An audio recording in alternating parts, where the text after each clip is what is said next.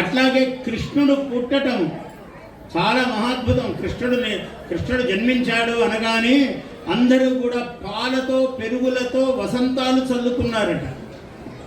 ఏదో మనం రంగులు కలుపుకున్నట్టు కాదు, పాలు పెరుగులు చల్లుకున్నారంట. అంతా గొల్ల ఇళ్ళు కదా, అంతా గోపాలక గృహాలు. ఆనందముతో వాళ్ళ దగ్గర ఏమున్నాయి, పెద్ద వస్తువులు అంటే పాలు పెరుగు మీగడ ఇవే ఉన్నాయి అన్నీ. కాబట్టి వీడు పాలు విసిరిపోసాడు ఆనందంతో, అవతల వాడు ఆ అమ్మ పెరుగు పోసింది ఇట్లా, ఇంకొకడు మీగడతో వేశాడు. ఇట్లా వసంతములాడిరి, ప్రీతి వసంతములాడిరి అన్నాడు. అందువల్ల ఇట్లా ప్రీతితో వసంతములాడుకున్నారు. కృష్ణ పరమాత్మ అంతటి వాడు జన్మించాడు.